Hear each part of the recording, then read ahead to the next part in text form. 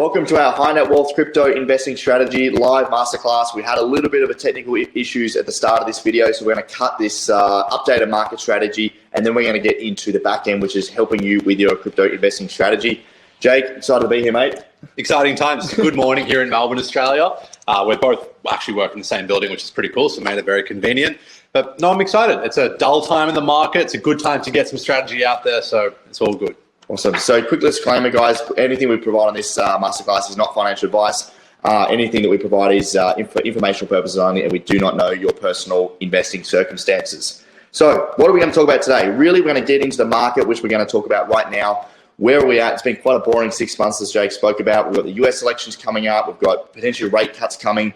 What is that impact going to have on the market? And we've got, obviously the upcoming US election, which I think is going to be the biggest news in crypto, which, we're going to talk about and give a little bit of insight today. Plus, we're going to talk about some profit-taking strategies, buying strategies, and that's going to come in the back half of this episode with the 10-step crypto investing strategy, which we're going to take you through. And who is this session for? Really for time-poor investors. So, we know a lot of you have families, you have businesses, you have high-income jobs, you're very busy. Trying to manage a large portfolio can be quite difficult. So we're going to try and cram everything in to help you build a long-term sustainable portfolio. This live session is not about trying to make $1 million overnight, but it's about how you can grow a sustainable portfolio with, balancing that risk to reward. And we're going to really dive into the market today.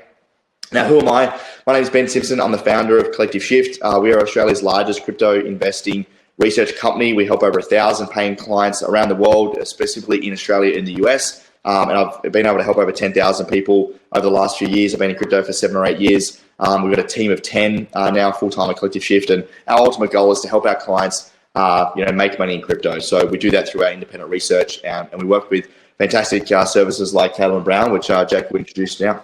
For sure. So we've known each other for quite a while now, at least in crypto years. So Caleb & Brown, born and bred in Melbourne, Australia. We started this out in 2016. It really started as a crypto brokerage on the basis of there's a number of us who are so inundated with requests, friends, family, colleagues, whatever the case may be. Hey, can you help me get Bitcoin? Can you help me get Ethereum? How do I set up a wallet? Why are the spreads so bad on this exchange? And the infrastructure was so bad at that period that we thought in the banking sector, in all other sectors of the world, you've got the retail offerings, then you've got the more premium offerings. We thought, shouldn't a nascent asset class like crypto have precisely that in an industry where it's fraught with errors, fraught with scams, people are getting horrible pricing, they're getting locked out, withdrawal limits, you name it. A brokerage makes a lot of sense. So we started out in 2016. We've operated since. It's been a fantastic journey. Clients in over 100 countries, more than 30,000 clients globally. It really is fantastic, and we've traded billions of dollars of cryptocurrency. So we've certainly built ourselves a nice reputation as a global crypto brokerage leader. Myself, I'm the chief commercial officer, and I'm one of the company owners. So without further ado, let's get into this. And I bought my first Bitcoin with you guys, Jake, a long time ago. Correct. I, bought my first Bitcoin. Unfortunately, I think I mentioned it went from, I bought it $9,000 back in 2018. And I think in the coming weeks, it plummeted to $4,500. You're a high touch client as well. You wanted to come to the office, we were getting lunch. Wine and dine. Yeah. So if you are listening and you're in Melbourne anytime soon, take advantage of that because we will meet up. We'll get dinner with you, you name it. Awesome, man. Right, so let's jump into it. We're at an interesting point now where we're about, half a year after the Bitcoin halving, about that 5 or 6 months after. And, really the market hasn't done a whole heap, right? So if we look at this chart here over the last, 4 cycles, really the peak post-Bitcoin halving has come anywhere between that 300 days to 500-day mark, apart from the last cycle that was really drawn out. Now, it's no time to panic. I think I see a lot of people, the fear is really, heightened in the market because the market hasn't really made any moves. But we're really in that quiet period of time leading up into the, back into the first year post-Bitcoin halving when things get really exciting, right? So we've got rates coming down with the US election. We've got a lot of fundamental things that are happening. But one of the biggest things is that all the market value has really been accruing in Bitcoin, Jake. Like the altcoins have really been squeezed over the last, few months. Bitcoin dominance is currently at 3-year highs. And when you see Bitcoin dominance is high, really we're seeing that those risk-on investors that are coming into crypto are more likely just to buy Bitcoin. That primarily could be driven through the ETFs. And really because we're not really seeing a lot of capital flow into super risk on assets like altcoins. The stock market is doing okay, but as well as we're seeing a lot of volatility in the stock market as well. But ultimately the story has been with Bitcoin. Absolutely. I think that, it's a Bitcoin bull market. It's an altcoin bear market. So there's certainly two different ways of looking at a crypto market, and a lot of investors are super happy right now. A lot of them are super angry right now. It really depends. I think the story of Bitcoin has largely been over the course of this year. More people, at least I've found, have found a lot of validation in Bitcoin. It's ambidextrous in nature. So what I mean by that is Bitcoin has the capacity to move in accordance with traditional markets, think the NASDAQ, the S&P 500. But at the same time, in its very small nascent journey, it's also shown signs of being able to depeg from these industries. What I mean by that is, we have the war in Ukraine, we have the fall of Silvergate Bank. In these tumultuous periods of time, Bitcoin was seen as a safe haven asset class, and it actually performed well. That does not coincide with this narrative that Bitcoin is just another high-risk asset, it'll move with everything else, hence the ambidextrous in nature. So a lot of investors we've found, a lot of clients we've found, have seen Bitcoin as, this is the one that I don't need to stress about. This is an investment in the future. And the charts, frankly, show exactly that. Yeah, and the next one is just in terms of the yearly returns. Like over a 12-month period, historically, August and September are poor, not only in crypto, but in the stock market as well. And we've seen that with the NASDAQ had one of the worst weeks in years a couple of weeks ago in terms of down periods. So it's important to remember where we are in the cycle and knowing that coming up, Jay, Q4 is Bitcoin's favorite time of the year. It's the best time of the year historically, and September is also not just for crypto and Bitcoin, but for the S&P 500. September is notoriously a period of sell-off. People finish their holidays in the US, they go home, and they want to rebalance their portfolio. So we should be expecting this. History often does repeat itself more often than it doesn't. In saying that, we are heading into Q4. The crypto industry often coins October as Uptober, so I'll be certainly quite happy if we see an Uptober this year. But look, at the end of the day, things really do come down to the Fed, and they come down to the US election, which we'll get into quite soon. Yeah, and I think the other point to make is the Bitcoin halving year in Q4 is even better, right? So historically, again, it doesn't repeat, but it does rhyme. Q4 of a Bitcoin halving year historically is the best time for crypto. So stay patient. I see a lot of people getting throwing in the towel. There's no need to do that. If we look at the next chart, really, you can see here, Bitcoin returns are up 120% over the last 12 months. Everyone forgets that. Exactly. Like we said before, Bitcoin is in a bull market. It's a great time to be a Bitcoin investor. I think that what we've also found is a lot of clients are starting to really understand the mechanics of Bitcoin. They understand the supply-demand economic principles. That's not a problem. But now they're starting to realize, I believe it's called Moore's Law. It's the co-founder of Intel Technologies. And what that effectively means is that as technology advances every 2 years, effectively it doubles in its output, in its efficiency. And in the same time that that happens, the price of that technology halves. So what we see is we can extrapolate over time that technology, it's a very safe bet to say, is going to get a lot better. Now, when you have a money system, a money market such as Bitcoin, an asset of that value, a store of value, which is inherently tied to mathematics, and that mathematics and the means of which Bitcoin is provided security is through technological advancements that are not akin to one centralized miner. It's actually spread around the world, and there's hundreds of millions of people invested in that. When you're in periods of tumultuous economic activity, something like Bitcoin, it hits that point where it just makes sense to people, and they think, this is like trusting mathematics. And I'm bullish on technology. Technology is going to get better. And Bitcoin is protected by technology. Yeah. It's not my local bank down the road. So these charts really show that the attitude people have towards it has improved over time. And now we'll move into alts.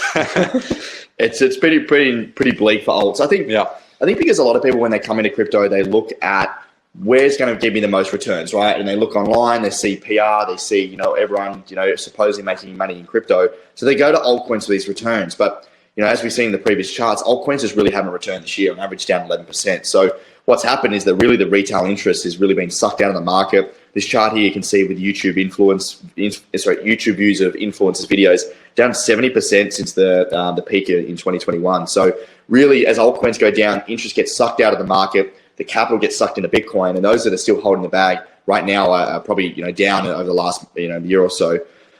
Jake, the fear and greed index though is really sometimes a really good indicator in terms of like when the bottom might be forming, and we're hitting some pretty low fear points right now. For sure. I mean, you want to be buying when things are red with the knowledge that it could even get worse. Yeah.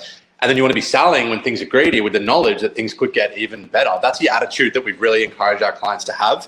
I think that, if we, between this slide and the slide before, we're talking about retail, we're talking about altcoins. One thing that's worth noting is, these charts showcase that things are currently not looking good, and they once were looking good. We need to remind ourselves that things change, and they change really quickly, particularly for retail investors. So institutional investors have a lot more, let's say, bureaucracy surrounding their investment. It's more methodical. When you have a large amount of capital, you're often at times, we find with our clients, more inclined to protect it than you are to try and grow it exponentially. And when you have very little capital, you're more inclined to want to grow it exponentially than you are to protect it. So it's an inverse relationship there. And what we kind of find with a lot of our clients is things like the fear and greed index. These are things that they need to look at just to ground them, to think, hey, let's not get carried away in the bull market. Let's not be super depressed in a bear market. Let's be level-headed and make some practical decisions here. Yeah, and things change so quickly in crypto too. Like if we look at the fear and greed index here, you can see in previous years, it doesn't take much for things to change, a rate cut to come, Trump to be elected, which we'll talk about in a second perhaps, and things turn really quickly. So I really urge a lot of you to remain patient. Don't go, chasing, other altcoins and throwing in the towel. Don't get panicked. This is sort of another day in crypto. Now, speaking of the election, I know you're covering pretty closely, Jake. Basically neck and neck at this moment. Yep. What are your thoughts? How do you think it's going to impact the markets? Yeah, it's probably the question we get asked the most by clients this time of the year. The vast majority of our clients are in the USA. So it's a hot topic. It's an emotional topic, and everyone's got different opinions, which we respect. Look, the bottom line is any change in leadership has historically done well for the stock market. So if it's a Harris administration or a Trump administration, I think everyone would agree that it's better than Biden being on vacation administration. So look, he's taken more vacations in the last 4 years than anyone at Caleb Brown or Collective Shift has, fact checked.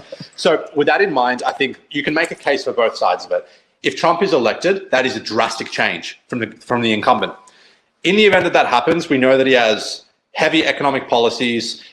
He is very pro-crypto and pro-crypto businesses in the USA being able to thrive.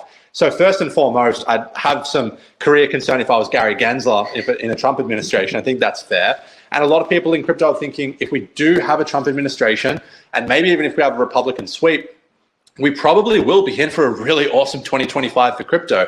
That doesn't take away from the dire economic conditions, which is going to exist regardless of which administration, but it gives a lot of hope to people who are looking for let's look for some change. Let's look for something different. And Harris, on the other hand, look, I'm not going to bash the Democrats or anything like that whatsoever. We need to remind ourselves, we saw all-time high during Biden's administration. So economics, financial markets, they exist regardless of your personal political proclivities. But if we do have a Harris administration, what we could see is we might see some more clarity on the regulatory landscape for crypto. It might have a bit of a sell-off. It might not get that sugar rush that we're hoping. But you could form an argument to say that, well, with that clarity, we can kind of scale into the years ahead. Yeah, I think you hit the nail on the head. Long term, I don't think this has any impact. I mean, like you said, we hit all-time highs with a Biden administration. I just think the market's going to react quite negatively because I think, go back a few months ago when Biden was on the way out, I think the market had basically priced in that Trump was going to just roll in and win. Yeah, right? Exactly. And now that's sort of leveled out. The market's sort of trying to figure out what's going to happen. So, tell you what, I think, rocket fuel if Trump gets elected. I think not so much in the short term if Harris gets elected, but long term, not too much difference. We do have some other things coming up there, Jake, that are exciting. Exciting for us crypto finance people. lower interest rates have been, given the nod by Jerome Powell. So hopefully that, comes to fruition. Growing liquidity. These are some good things for crypto. Yeah, for sure. I mean, at the end of the day, the talk of the last 2 years has really been Jerome Powell and interest rates, right? What we're seeing is we probably will get a sugar rush with a 25, 50 basis point cut. And then, it'll move up and it'll come back down. It's not material enough. It's not impactful. It doesn't fix the economy overnight. What we are finding, though, is, look, I was reading just the other day that a 30-year-old in America today, for the first time ever, is worse off than their parents were at the same age. Property prices have gone up astronomically. Education has gone up dramatically in price. And wages adjusted for inflation are worse off in many instances. So when you look at that, we're thinking, what does an interest rate cut actually mean? It doesn't mean a young person is now going to be able to buy a property in Melbourne. They're certainly not buying a house in Nantucket or New York or Los Angeles. But what it does mean is if we have a roadmap ahead of economic prosperity in any sense of the word, you can get more young people who are going to be empowered through industries that don't have barriers to entry, like property, which is just unaffordable from this point in time. And they will move to risk-on assets like crypto. We saw that in 2021 with the stimulus. We can see that again with the right circumstances. Yeah, I think you absolutely nailed it. But regardless of like where we're in the market, I think having a strategy is the most important part to navigate highs, lows of crypto. And the next part, we're going to talk about, our investing strategies ourselves. And we're going to take you through a 10-step process where you can actually go through step by step and create your own investing strategy. And at the end of that, we'll give away our 10-step crypto strategy process. We'll jump into that back in the live video. Awesome. Yeah, so we'll should have more clarity in the next week or two here. But the other thing is, crypto is a risk-on asset class. It does historically tie itself to other risk asset classes. When rates go down, when there is more cash in supply, we have a better environment for money to be allocated to risk-on asset class. It's really as simple as that. Now, I don't think that we're going to get a parabolic bull market at the drop of a hat because we get a 50 basis point or 25 basis point drop in a week or two. We probably will get a bit of a sugar rush, and I think that's going to be the best indication. If I see the market just pump a little bit and then come back down afterwards, I'm still bullish because it says, all right, there's volatility, there's things happening out there. What really freaks me out is when you're in the depths of a bear market and no news is good news, no news is bad news, it's just a slow death. What we're seeing now is everyone's got their finger on the pulse and they're eager to make some kind of transaction. So keep a good eye out next week, but I wouldn't be doing any short-term trading on something like the Fed rates. I think hit the nail on the head there, Jake. We've got a lot of volatility. I think you're wanting to invest over the next few weeks. Probably look to DCA and not sort of go too hard prior or after the election until we get a little bit more clarity. Now, I just want to take a quick breather because we're about to get into the most important part of today's session or this morning's sessions, wherever you are in the world. So if you've completely missed the start of that, that is absolutely okay because we're about to get in the beans. Can I just get a little heads up in the chat? Can you actually hear us now? Because I want to make sure everyone's getting us loud and clear before we get into the beans. Sounds like Chris can hear us. Matt, better. Just a little thumbs up, little just acknowledgement, folks. Make sure you can hear us loud and clear. Hopefully this little thing is working because we're about to get into creating your own crypto investing strategy. Patio, Matt, all good. Susan, Lachlan, there we go. We're away, folks. Great. So if you've missed the start of that, it does not matter because we're about to get in the actual beans. Stuff all that. The next 30 minutes, folks, are going to be absolutely unbelievable because the crypto investing strategy, in my opinion, is the most important part of investing and making money in crypto. Right. So I've been in the space for 7 or 8 years now. The first cycle didn't make any money, didn't have a plan. Like most of you, probably bought a bunch of stuff, rode it all the way up and all the way down again. And it really wasn't until the second and third time where I really built a solid strategy. And this thing, a strategy looks like portfolio allocation, risk, asset, selection, sell strategy, buy strategy. You really need to know all of these core fundamental principles to really make sure you're getting in and getting out at the right time, right? Easier said than done, but with a plan, you're far exceeding the probability that you actually make money. Right, because I think a lot of you on today's session, maybe you're a Collective Shift member, you're a follower, you're a user of Callum Brown. A lot of you have probably rode a market all the way up and all the way down again because of how quickly this space moves.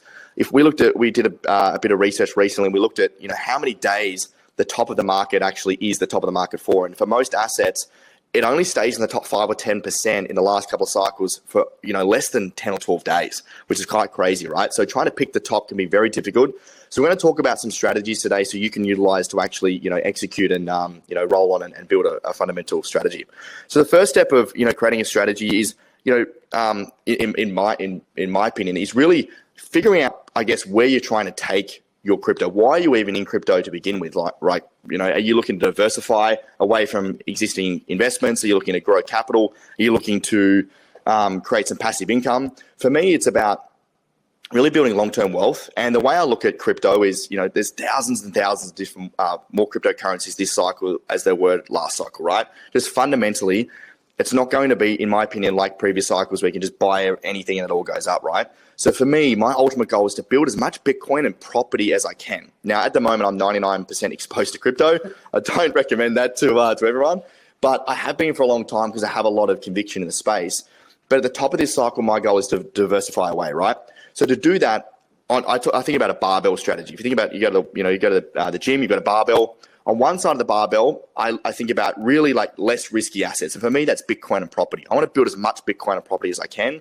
And on the other side, I'm building altcoins, right? Now, on the altcoin side, I'm looking to really leverage up those altcoin positions to build up my Bitcoin and property stack. And when I do that, my goals are to really, one, buy my parents some property. That's my first goal. But then ultimately diversify and hold some cash ready for the next cycle. I think one thing that we all really lack in crypto is really that longer term vision. Like we think too short term. Crypto is not going to end at the end of this bull market. We're going to go into another bear market and it's going to be another bull market. And the best opportunities are in the bear market because that's where you get those really undervalued assets. So for me, really being able to buy in the dip and accumulate those lower cap coins and maybe even some Bitcoin, those lower prices really can gain momentum into future years. Now, the other thing as well is really around your sell strategy. A lot of people try and time the top of the market, which can be really, really difficult. What I like to do is take chips off the table as we go up. So I like to sell into the bull market. So let's say, for example, I think Bitcoin could get to, let's say, $150,000 US. I'm going to start to take profits as we head up into 150. I'm not going to wait to 150 because I think a lot of people are going to be waiting there. So I'm going to be dollar cost averaging out, taking chips off the table at 120, 130, 140,000 as we go up. And same with my altcoins. But the key difference with my altcoins is I like to take a larger percentage of profits as we go up rather than taking little bits because altcoins are inherently a lot more volatile. And once we get to the top of the cycle, we usually see a big plummet in price. So really ensuring that your psychology in a bull market is wired in and you're really making sure that you're optimizing cash or stable coins rather than just trying to keep compounding your risk. And for a lot of you that have a lot of money in crypto, ultimately, as your portfolio goes up, you're going to be compounding more and more risk, right? You could have hundreds of thousands, maybe millions of dollars at the peak of this cycle. It's important that you realize that that won't be the case forever. And these cycles will, retrace and pull back. And it's important that you have bigger goals and ambitions about how you diversify and get out of crypto. Do you have any other goals or thoughts, mate? Thank you for that. I think that's a great strategy you've got there. I tend to agree. I'm also disproportionately weighted towards cryptocurrency. Maybe not 99%, but maybe like 97.5%, a few antiques, maybe some paintings on the wall. But look, I agree with you. I think that my personal strategy is I've had Bitcoin for a long time. The Bitcoin that I bought at Starbucks back in, that would have been 2013. I still have that Bitcoin in the same wallet. And it's probably going to be in the same wallet for another 5 or 10 years. I personally want to hold Bitcoin for as long as I can.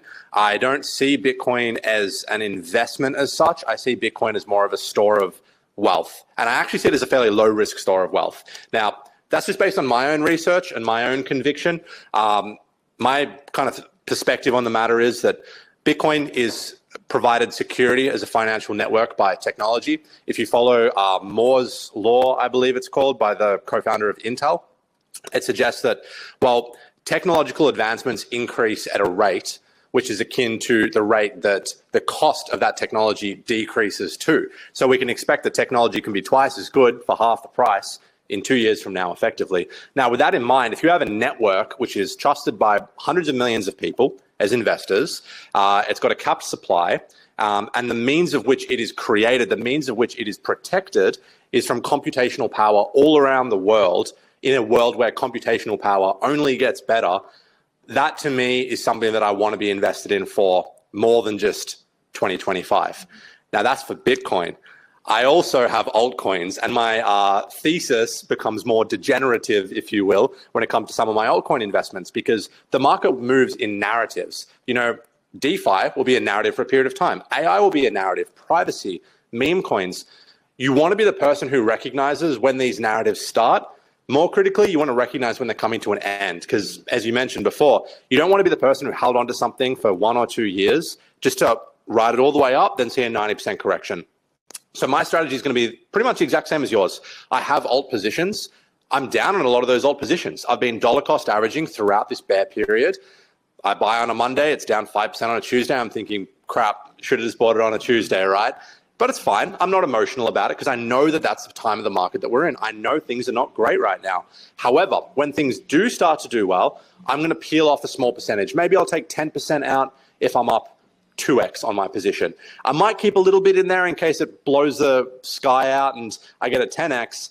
We're all chasing that, but we want to be able to have that optimism and that hunger to really do well on these alt positions, but not at the cost of ourselves. Hence, some conservatism of how you exit the market, much like some conservatism on how you enter the market, is quite a good strategy.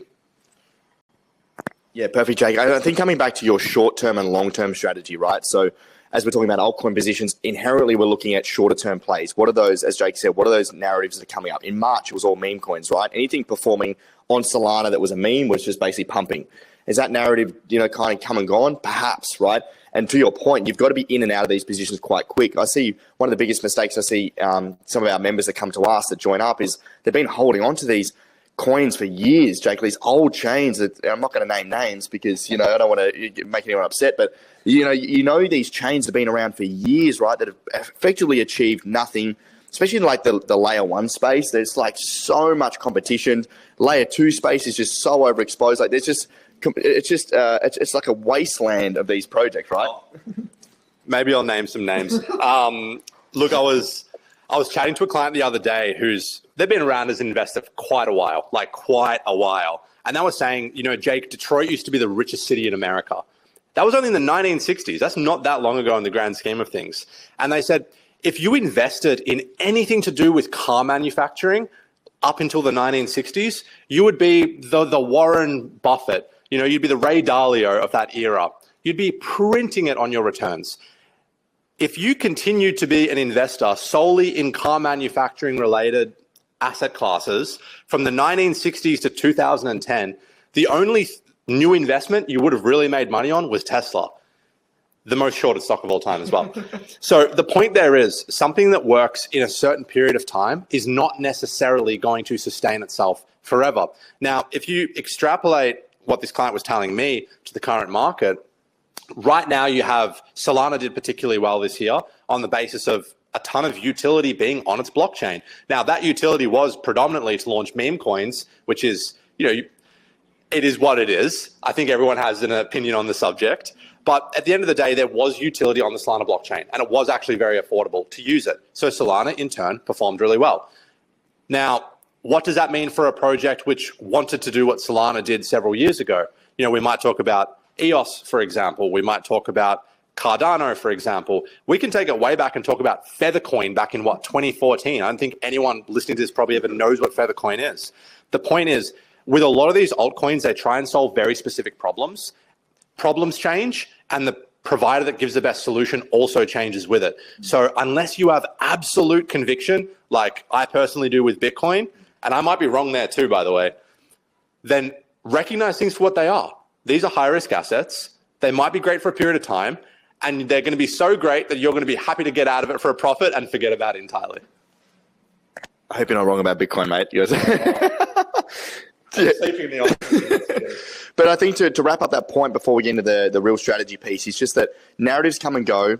There is literally tens of thousands of solutions out there in these coins with, I'm going to say, Jake, maybe less than 10 actual real world problems that need to be solved, right? That's the reality of it. But that doesn't mean that these things aren't bad investments, because you can ride these narratives and ride, the emotions of the market. But while there's little retail, it is very hard to make profits on these coins. So if you are holding coins that are down, I'd urge you to, one, either reconsider if they are something you are actively have conviction in, or if you do have conviction in, just hold on, because we're not in a market, especially with Bitcoin dominance at 3 years highs, we're not in a market where these assets are going to get a lot of capital. Once that changes and we see a trend reversal, hopefully that changes. But I just urge you to be careful if you're over allocating into areas that aren't getting a lot of attention right now. So we'll move on to creating your strategy. So at the end of this, there's 10 steps of this process. And we're going to walk through each 10-step process. And at the end, we're going to give away just a little PDF so you can take away and actually help you create your own investing strategy. And we're going to really try and target this towards folks that have larger portfolios. Now, at the end of this, we're also going to have some time for some Q&A. So now that you can hear us, please put in some questions in the chat. Jake and I are happy to answer any questions that you have around your portfolio, around crypto, altcoins, whatever that might be. And we'll jump in and answer those questions. So you can just add it in the chat as we go.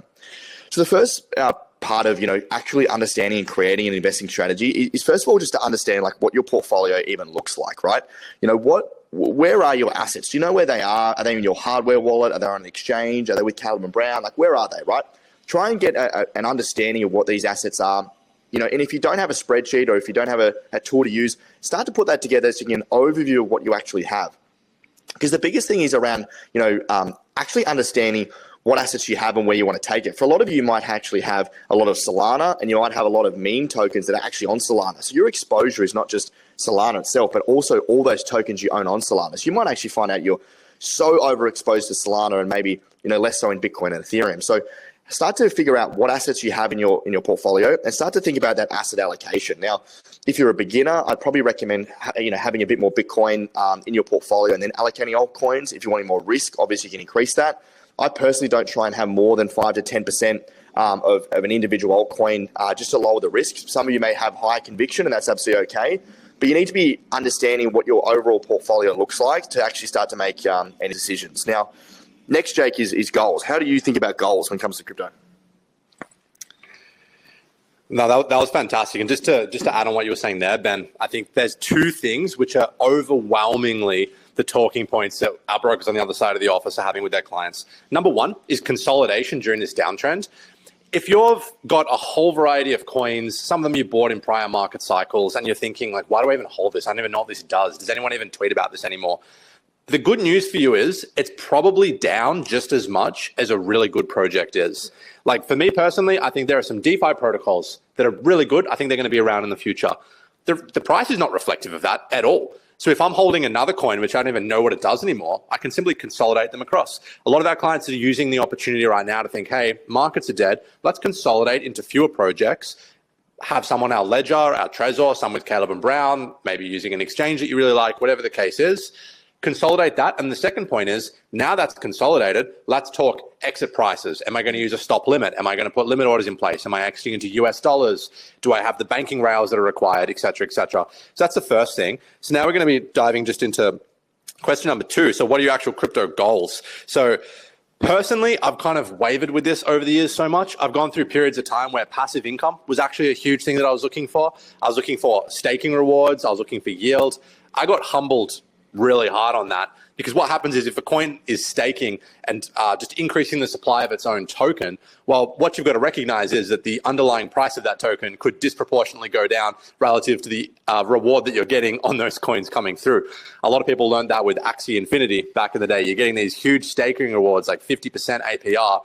Well, 50% APR is fantastic, but if the underlying asset goes down 95%, you're better off just having US dollars in your bank account at that point. So I think really understanding, in my case, what I learned was, all right, the staking yield or the yield you're getting needs to be rational, logical, and sustainable. Now, if I've got a coin and if I've got Ethereum on Aave, for example, and I'm getting like 2% or 1.8% APR, I'm not crazy over the moon about it. But what's good to know is it's actually a sustainable, rational yield, much as the case if you're earning 3 or 4% on your USDC. It's actually really good in this environment right now.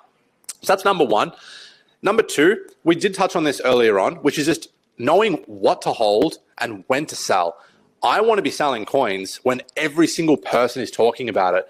When the postman, when my Uber driver, when all of these people are telling me, hey, dude, have you ever thought about getting into cryptocurrency? That's when I'm going into the office, I'm calling Martin, my broker, and saying, get me out of all these altcoins, because everyone's talking about it and retail is overly exposed to it and things are going to correct at some point. And I'll be selling these coins knowing that it might go up 20% the next day, but I'm not going to care because I'm not going to be emotional about it, and a profit's a profit. No one's gone broke taking a profit, right? As I mentioned before, Bitcoin is something I'm looking to consolidate more into. If I make a 3, 4, 5x on an altcoin and Bitcoin's only moved 30% in the same period, all right, well, proportionately, I can get a disproportionate sum of Bitcoin relative to the altcoin. Maybe I'll consider that. So that's what I'm looking for on my goals. How about yourself? I think you nailed on the crypto side. One thing I'd urge you all to do is also think about broader than just crypto. Like, what are your life goals in terms of financially? So for some of you, it might be to pay off the mortgage. It might be to buy some investment properties. Maybe it's to start a new business. Whatever that might be. Thinking about what those numbers are and what those targets are broader than just crypto. I had a client recently had $6 million in crypto, and he started with a couple of million. He made great returns, but he had no idea what he actually wanted to do with the money. So he's just continually holding cycle after cycle, not knowing what he's going to do with the funds. So we sat down and we actually looked, well, what are you trying to achieve with this? Like, have you got some financial security? He didn't have property, he didn't have stocks, he didn't have any other investments.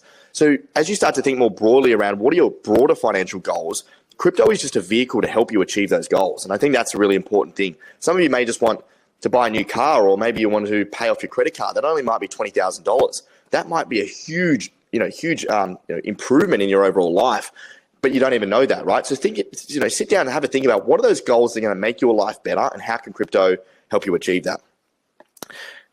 Yep. I think we're on the exact same page there. So question 3, what is your time horizon? Are you looking for retirement? Is it a short-term gain? I think this entirely depends on your age, if we're just calling it out for what it is. So, if you're in your 70s or 80s, you already own property, you've got savings, you don't need to take on board this crazy risk. We discussed, Sharpe ratios earlier on. You want to have modest upside with as low as possible downside. And if crypto is an allocation of that, then as boring as it sounds, Bitcoin really does make the most sense for you. Now, that's not to say, if you're in your 80s, if you want some risk allocation, absolutely go for it. You stay young, get involved in the markets, embrace new technology. Just, don't invest more than you can afford to lose if you're not able to work and, make that money back. On the flip side, if you're young, a young man like ourselves, then you're in a situation where speaking to a lot of young clients that we have and reading a lot online and kind of going through different forms of literature and data sets and whatnot, what we've found is a 30-year-old today is worse off than their parents were when they were 30. And this is the first time in measurable human history, really, where economically that is absolutely the case. Now, we're in a time where there is disproportionately high inflation. The cost of housing and education has grown proportionately to wages to make young people so much worse off. Now, in that environment, young people are now alienated from traditional asset classes. The average 25, 26-year-old in Cremorne, Melbourne, where our office is, they can't afford the stamp duty on a modestly priced property, let alone the actual deposit on the property, let alone the interest repayments, let alone getting a couch for the living room. It's ridiculous, but they are empowered through cryptocurrency. So I think what we're finding more is a lot of young people are looking for an asset class which they don't have those barriers to entry. And a lot of older people are thinking, hey, I don't want to be old. I don't want to be old and retired, just sitting on the property that I bought for $7 back in the day, and a handful of berries. They're now thinking, I want to be a part of new technology too. I want to kind of stay afloat and stay abreast with what's happening in the world. My dad is an avid crypto investor. My dad's got one of the best ROIs as a crypto investor ever. He just bought Ethereum back in the day, held it and just sold it during bull markets, and that's about it. And he loves it because he's I'm a part of this industry. I feel young. I talked to the barista at the cafe about it. And the barista at the cafe loves it too. So I think just recognize where you're at in your journey. If you're looking to retire, you don't need the unnecessary risk. If you're looking to kind of stay young and on top of new technology, get involved, but don't invest an unnecessary amount into the alts. Yeah, and you touch on risk there, and that's I think the most important thing around, especially when you're having a downturn, right, or a correction. I spoke to a lot of folks recently. They got pretty excited in March, and maybe you're down 20, 30% from the peak. You can really feel it in your stomach if you're overexposed. We've all been there, right? Where you go, shit, I probably shouldn't invest that money. Maybe I've overexposed my savings. That is your risk appetite. For a lot of people, I know one of our clients, is in the $20, $25 million range, put a pretty large $10, $15 million investment into memes in the peak of March, right? And now down quite significantly on that. But he's absolutely okay with that. He doesn't care. He's flying, doesn't matter. He's got so much conviction, it doesn't matter. For some other people that might put, a couple of $1,000s in something that's down $500, it could be the end of the world, right? So really understanding your risk appetite and really understanding your ability to stomach downturns, I think is an important piece, because if you can't stomach the downturns, that's where you'll make an emotional or rash decision. And I think we've all been there in the past where we get panicked, we get upset, we get worried. And usually at the capitulation point, when things start to bottom, that's probably when you're sold, right? So that's the important one. Now, the next one is short-term and long-term strategy. Now, we spoke about this a little bit before, Jake, splitting up, I guess, maybe what your altcoin positions are doing. And Jake spoke about this really well around what are your targets? What are your narratives? And when is the point that you're going to take those opportunities to sell, right? With your short-term strategy is completely different to your long-term. In my opinion, and what I do is I stack Bitcoin for the long term. My altcoins, I will not hold into the next cycle. If you look at the previous cycles, Bitcoin outperforms 99% of altcoins in a bear market, but in a bull market, they provide a lot of opportunity. So just weighing up and looking at, longer term, what you're trying to achieve, and shorter term, and not combining the two, especially if you have a trading account as well. I'd split that completely. I see too many people bring it all in together and then make these judgments on their portfolio when they've got multiple strategies in one. I'd completely separate it. I agree. That mirrors a lot of what our clients do as well. So a lot of our clients, they'll speak to their broker, they'll say, hey, Jake, here's the deal. These are the coins that I'm interested in. These are the coins that I'm not invested in, but I want to learn more about. We'll provide them with that objectivity and we'll call a spade a spade. The reality is there are some coins that you should steer clear from. And objectively, there's numerous reasons that you can factually look at as to why that is the case. The underlying message, though, with the altcoins in particular is that if you're investing in alts, you need to recognize the altcoin has no loyalty to you. You should have no loyalty to the altcoin. Embrace the fact that this is a 24/7, very liquid market, and you can sell that to the ground anytime you want. Now, the reason I say that is because over the years, we have had a lot of clients where, Theta was one that we had people make outrageous returns in the last cycle. We had so many clients who bought Theta through us for, 5, 10, 20 cents, $1, $2. And then there was a period of time that it was trading from $10 to $14 for about 2 weeks with billions of dollars of daily trade volume as well. So it was liquid. So we could move massive sums with the best prices possible. So many of the calls we had back then were unfortunately the clients saying, I know I told you I'd sell it at 10x. I know I told you I want to buy myself, a place down in, Sarasota, Florida. I know I said all of that, Jake, but if it goes up another 10x, then I can get this and I can get that. I'm thinking, you've got to check yourself. You have to hold yourself accountable. So what we're doing with a lot of clients now is we're saying in writing, in email, this is my plan, like signed with the eye of God. I am going to sell these coins at these prices. I'm not loyal to these projects. I'm loyal to taking care of myself, taking care of my family, and that's about it. So I think that if you ensure that strategy now and you really grind that into your head, then you're not going to be upset if you sell at a 5x and see the coin go to a 7x because you know it's probably going to retrace anyway. Great point. And Chris has just put out in the chat that the market is up 0.3% during this webinar. Coincidence? I think not. I think we've pumped the market, Jake. Now that we're back on track with the audio, I think we're in the market, folks. We'll move on to the next bit. And that it really, part 6 of the strategies around reviewing your cryptocurrencies. And, I put here, in sort of 3 words here, cold the crap, right? I think we all have those crappy altcoins in the portfolio that we've been holding on to, hoping they're going to return. I'd urge you to think about, do those coins have, one, fundamental value, but 2, do they have potential upcoming, narratives or excitement that the market will attract? And if not, I'd urge you to think about consolidating those coins. I've done this a number of times in the past, and we do this with clients where we sort of sit down and we go, okay, you've got 25 coins here. Do you even know what any of these do? If not, let's have a look at the ones that are maybe underperforming or that we don't think are going to, produce, good returns in the future. Let's look at what we can consolidate and bring together and hold some of those coins that we do think are going to have, a bit more lifetime in, I guess, in the market to come. And with that strategy, I think too, you can also, you can position that in different times of the market. Like we said at the start, we've got a lot of things coming up with rate cuts. We've got the US election. Having that strategy, writing it all down. And one of the best benefits about having Caleb & Brown and the partnership that we have together is that we can help you create that strategy, and then you actually get your own private broker with Caleb & Brown to go and execute those transactions. And one of the best things I think about what the partnership that we have with a lot of our platinum clients is that, like you said, you can actually set those sell alerts, you can set the plan, you can call up your broker when it's time to execute, and you have a couple of different people independent to just you in your own head trying to make those decisions. And I think having that independent help and support around those decisions, I think is, can be, quite groundbreaking in terms of, growing and making money.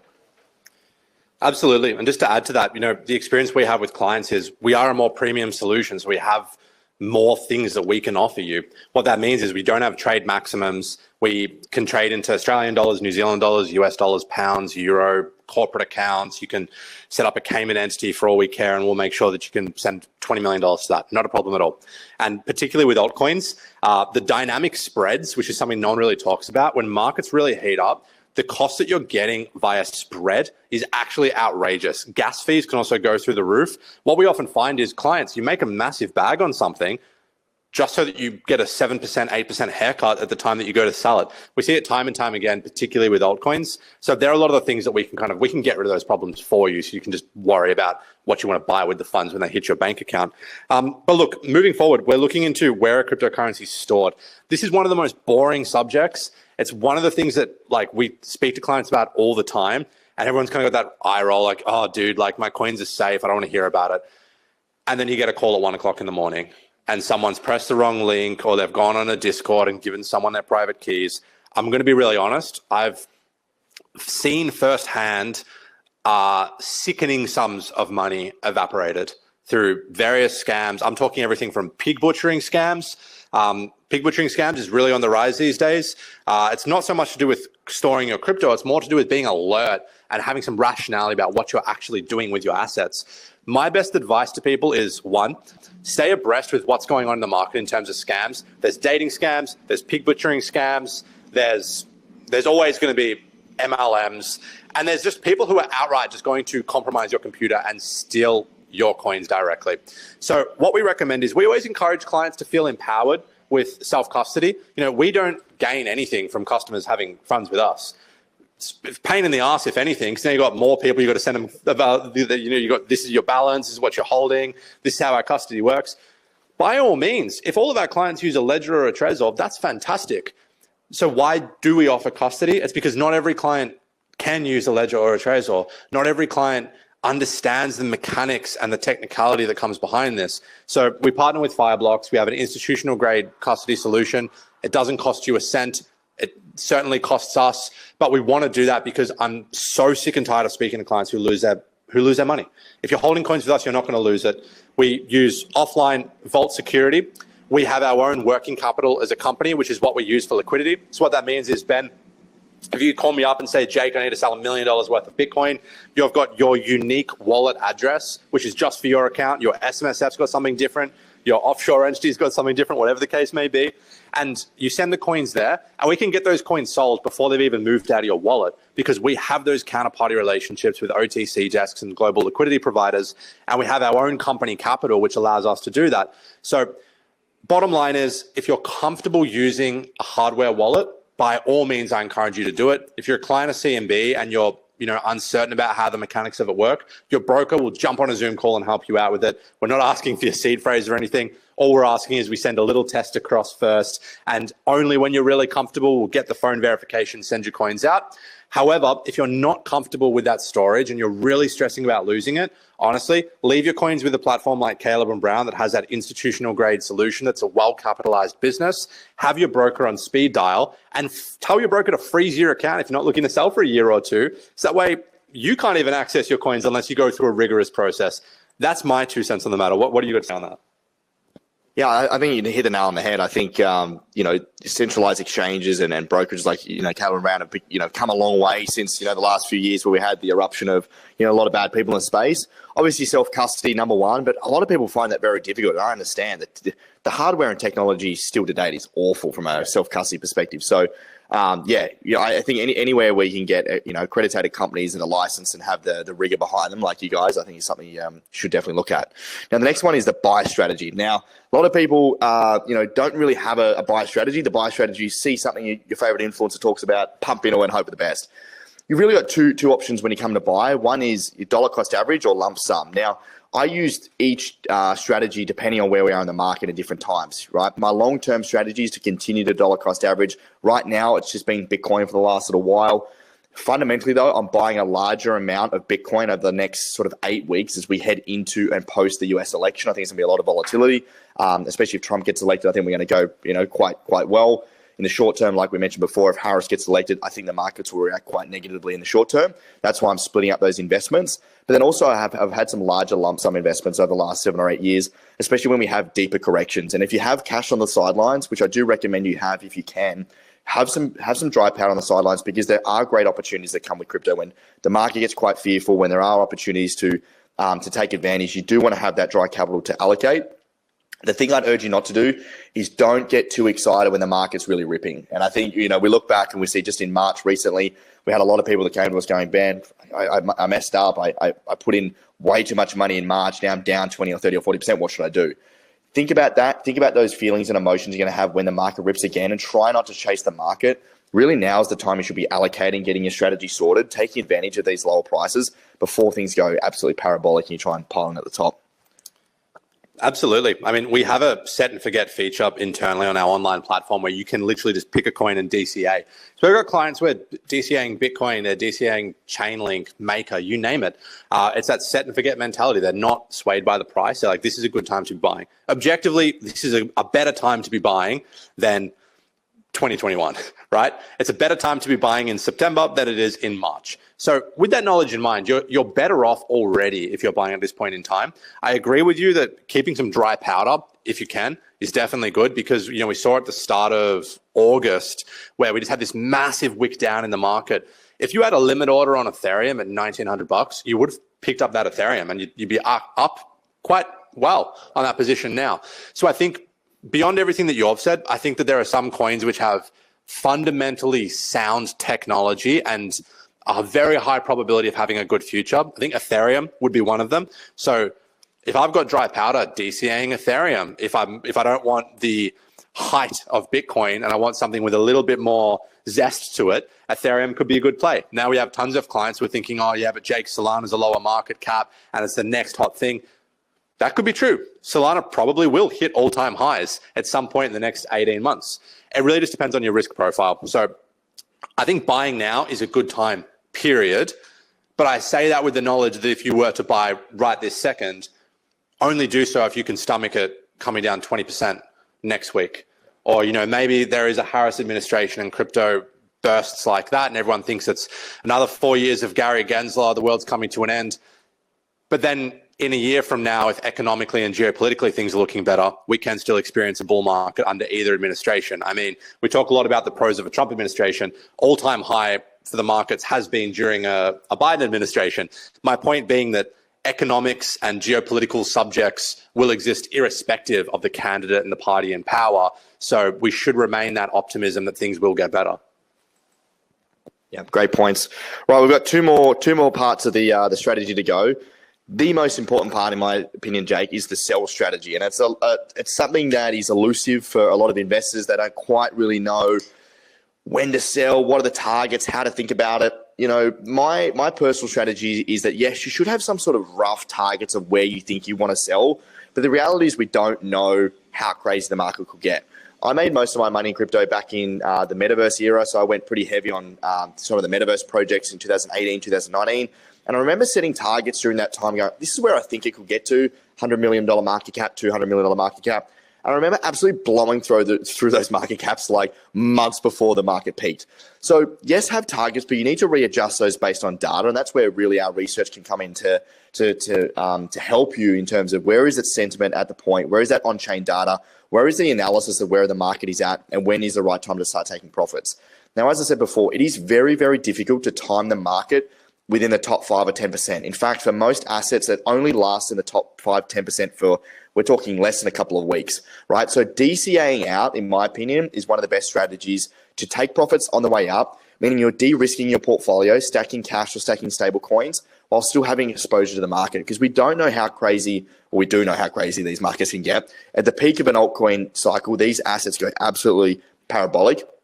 But it's being able to have the access to sell, right? One of the worst things you can do is not have a plan, have your crypto on a ledger or an exchange or wherever it might be, even with Calvin Brown, and not having a clue how to even sell. You forgot your broker's name, you don't know your keys to your cold storage, you don't know what you're selling into, and all of a sudden you've got sweaty palms, it's all too hard, and then you miss the top. We see it time and time again. So just having a plan, what are you selling your Bitcoin into? How much Bitcoin are you selling? Are you going into cash, into stable coins? Are you going to want to rotate altcoins into Bitcoin? Are you aware of the taxable events that happen, especially in Australia, when you start to sell coin to coin? These are all things you need to be thinking of before the peak of the bull market, because you literally have days to execute. And if you think about all this at the top, it's a guaranteed way to make some mistakes. I think to add to that as well, what we've seen in the past is when it's a bull market, we have clients signing up at rates that are just out of this world. And people are signing up with so much emotion, like where I need my account now. I need an address to send these coins. They don't send a test transaction. They just send the coins across and they say, sell, sell, sell, sell, sell. We'll take care of it. We'll get it done. But given the choice, we'd rather things be a little bit more organized in advance. It's better for you. It's better for us. So what we've found is a lot of clients, you need to expect the market, when it is parabolic, emotions will be high. It will be, the floodgates are going to be open. It's going to be chaotic. So if you need accounts with a business like Caleb and Brown or another business, whatever the case may be, get those accounts set up in advance. Get to know the people you're working with in advance. Do a test transaction. Your first transaction with a company like CMB shouldn't be your $5 million exit. It should probably be like a $2,000 buy, or maybe like take a bit of profit off over here. That's just what I would encourage. Everyone has their own opinion on the subject. Beyond that as well, understanding that things like withdrawal limits, things like exchange uptime, they're things that you don't consider when the market is just hovering around. They're things that become an absolute life necessity when the market is parabolic. And what we have seen in the past is it's one thing to have money on paper. It's another thing to materialize it and get it into your bank account. So one of the things that we've worked on a lot during this bear market period, or alt bear market, Bitcoin bull market, is really getting those banking rails in place. So we bank in Liechtenstein, we bank in Switzerland, Australia, we have local banks in the USA, we have banks in the United Kingdom.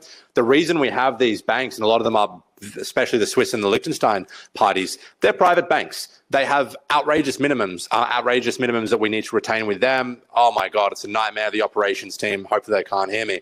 But the reason we do this is because it allows that guarantee to clients.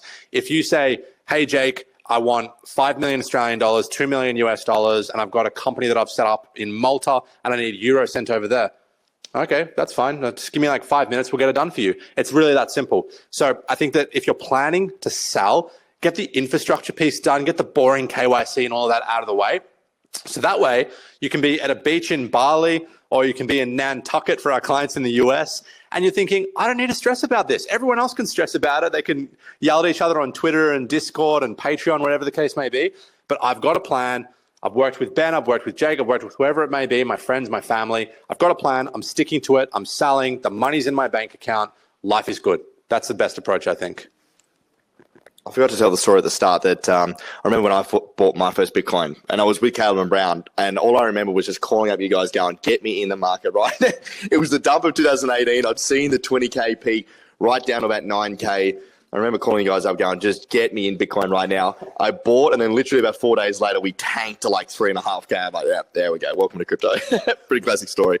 And the last part of the 10-step strategy, which we'll touch on, and just really quickly, folks, if you've got some questions, we'll have some time very shortly to answer some of your questions. I see some coming in. Feel free to fire them in the chat and we'll get to that. It's just considering your tax and structure strategy. And this is primarily for those of you that are high net wealth. And, obviously today's session is for those of you that have a little more crypto capital allocated. Having your tax and structure strategy is really important.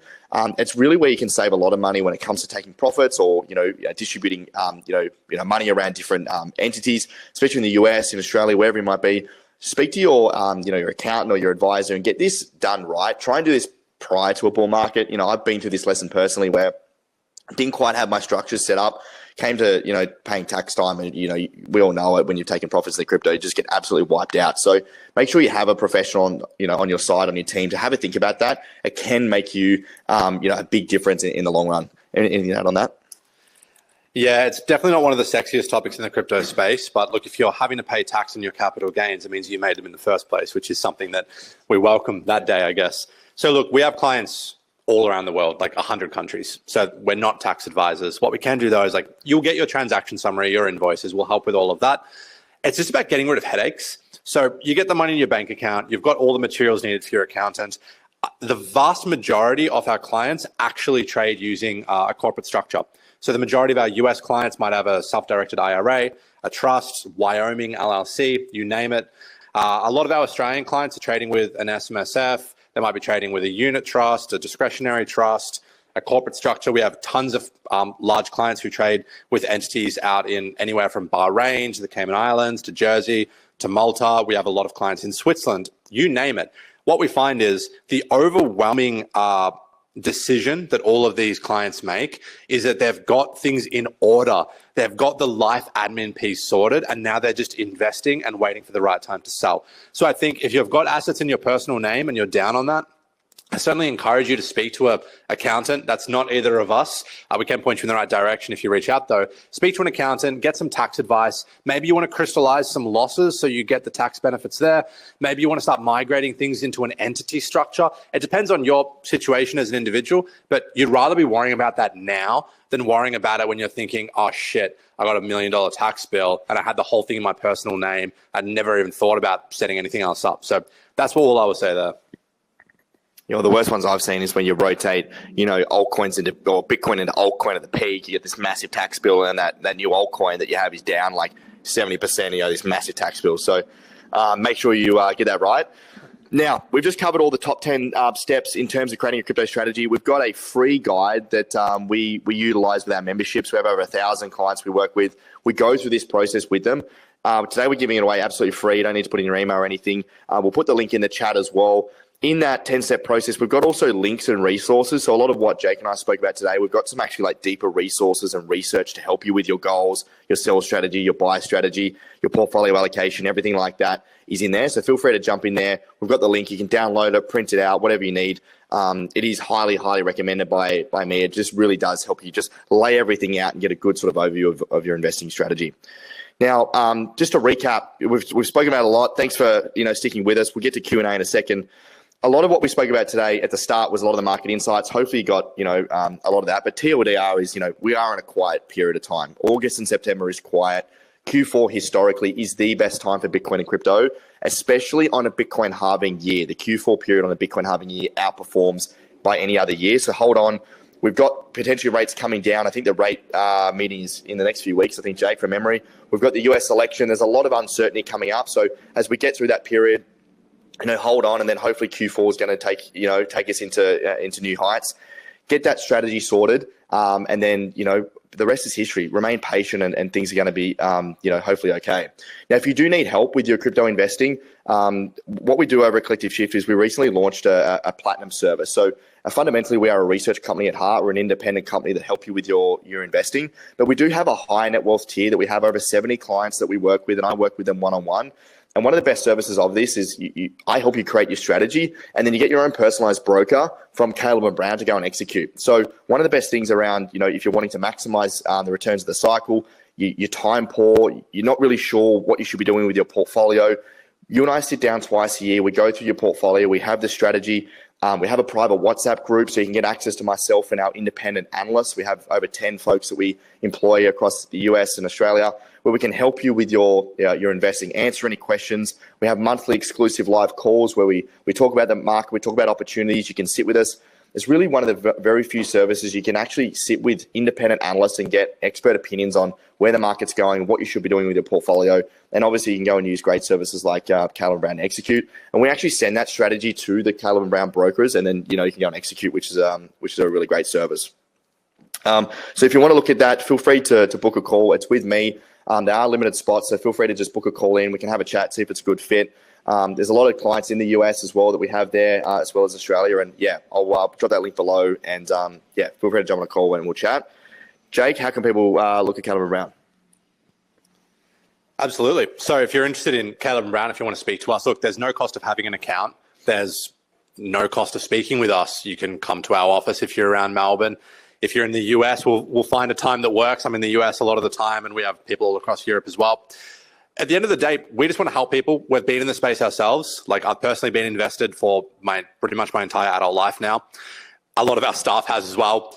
We understand it. We get it. We started this business on the back of wanting to empower people in the space and wanting to safeguard your assets and give you those great opportunities to sell and actually get the money in your bank account, not have the dynamic spreads, not get slipped out, not have your coins locked up, all of that. So if you do want to speak more about it, reach out to us. You'll chat with one of our brokers. It's at no cost to you.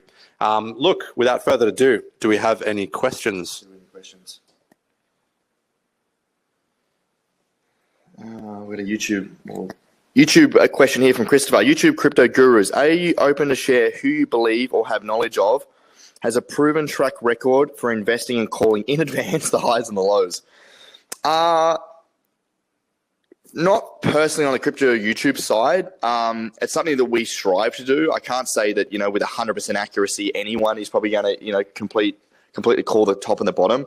One of the things that we really try and do at Collective Shift is have a range of different analysis types. So one thing you'll find with crypto YouTube is they usually only have one sort of analysis style, whether it be technical analysis, maybe it's primarily technical analysis, actually, maybe fundamental analysis.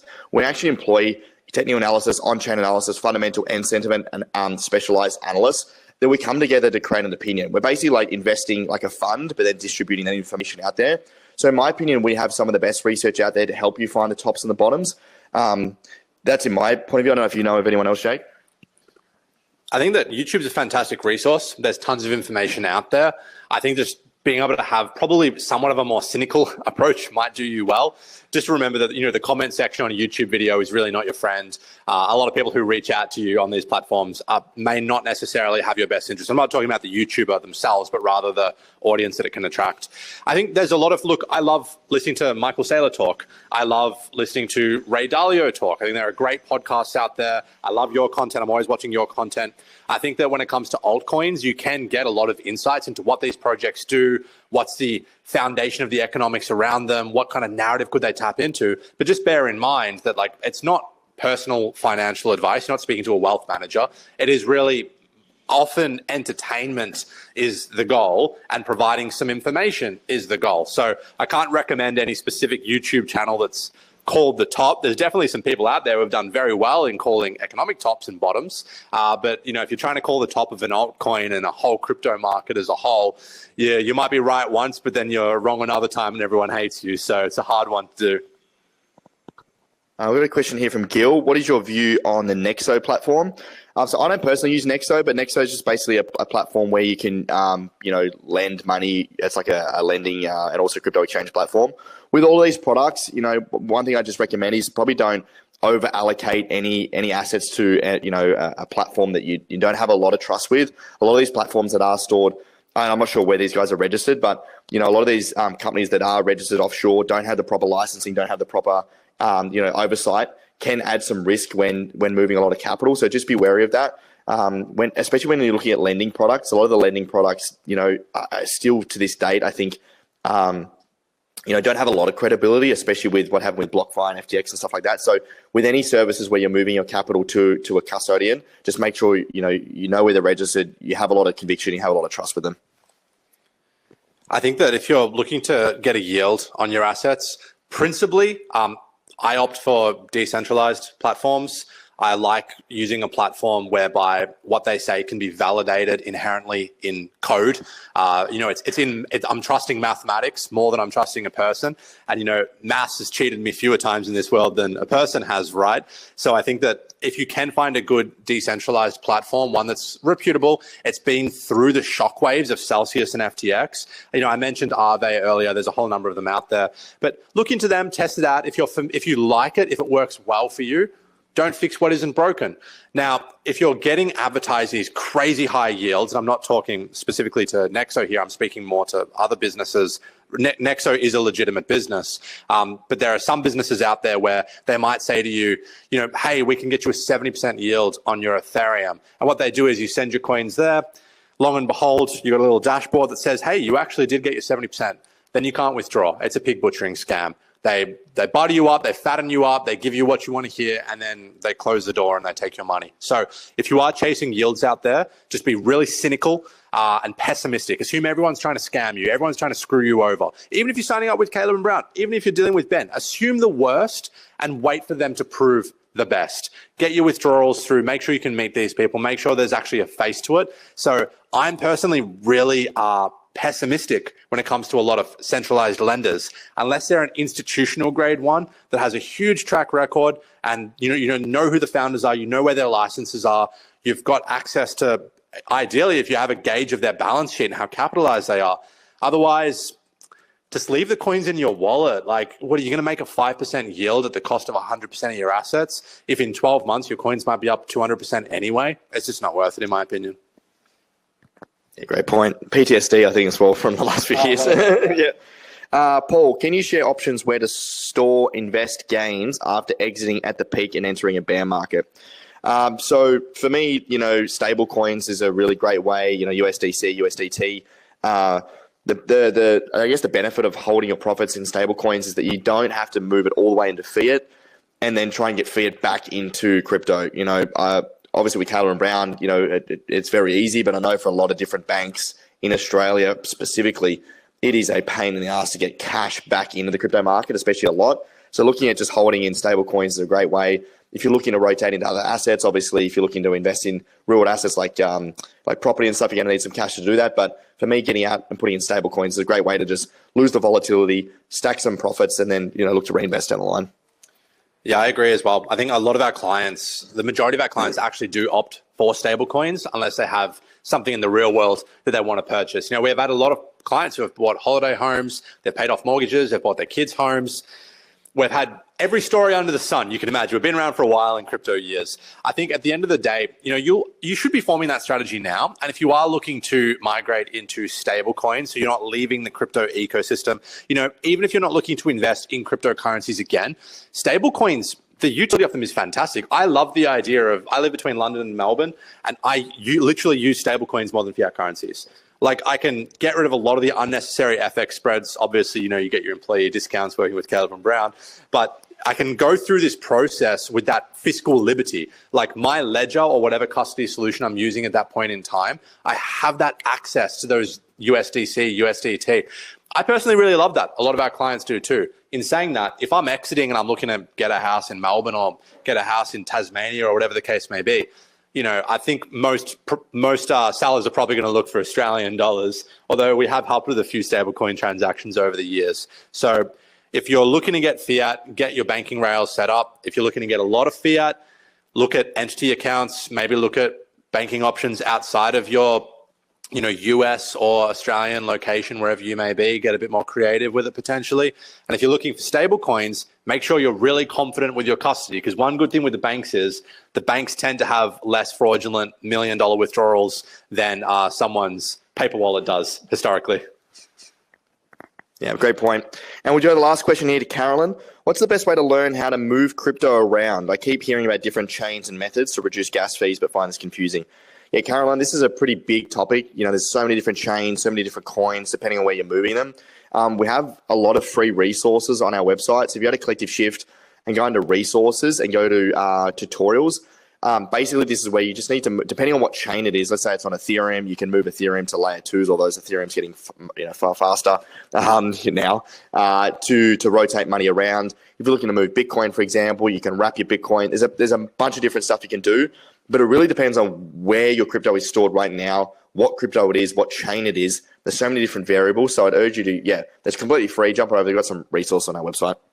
Yeah, just to add to that, I think it's a very good question. It's a question we get asked a lot. I think just make sure that when you are exploring these things, like we had a client the other day who they had Tether on like Filecoin network or I can't remember what it was, but it was just one that I just never seen before. And what happens is internally, they'll ask their broker. The broker will speak to the operations team. We have people who are experts in this matter. They've worked with us for 5 years. We'll help them be like, okay, this is a reputable product that you can use. Often at times you do need to use a decentralized platform to do this. You got to be careful though. You don't want to go on Google and search how to unwrap my wrapped Bitcoin, because you are going to have a lot of malicious actors out there, and they will actually try and get their links high on the Google search until they get taken down. So what our clients do is they just reach out to their broker. We take it slow, and we're only going to give them information if it has been tested and trialed. We're not just going to Google them try this link, wish you the best. We'll give them a reputable platform and make sure that it's safe. We'll walk them through it, jump on a Zoom call, a phone call. God, we've had clients literally come to the office to help with these things as well. I'm talking clients who don't already live in Melbourne, Australia too. So just be careful who you get these answers from, and just, again, assume everyone has malevolent intentions until proven otherwise. Yep, great point, Jake. So we might wrap up there, folks. Thank you so much for joining in. Again, apologies for the start. Hopefully you got some of the market update. For those of you who came in late, we'll send a replay to you in the next sort of hour or so you can watch back. That was super fun. Hopefully we can do more of these. And as always, if you're after some more crypto research or insights, or you need some advice with your portfolio or strategy, feel free to head over to Collective Shift and check out our stuff, or you can book a call. And Jake, thanks so much, man. Thank you very much. Apologies for the mic and technical issues. If anyone wants to reach out, just jump on our website. I think there was a QR code throughout this as well. It's calebandbrown.com. We're 24/7. Speak to us anytime you want. Any questions, there's no stupid questions. And hey, if you get an account, you don't like us, we wish you all the best. Reach out anytime. If you do like us, like our Google and Trustpilot reviews suggest we have a disproportionate amount of people who do, then that's awesome. We look forward to it. So reach out, and all the best with your crypto journey, regardless of what platforms you're using. And thank you everyone jumping in. Max, thank you. Thanks, Gil. Thanks, Susan. Thanks, Chris. Thanks, Hans. Appreciate it. Charles. Our website. So ours is collectiveshift.io and calebandbrown.com. Amazing. Thank you, Donna. Thanks, Stephanie, Gerard, Pam, Hans, James. Oh, there's too many people. Thank you, guys. Appreciate it. See you next time. Cheers. Bye.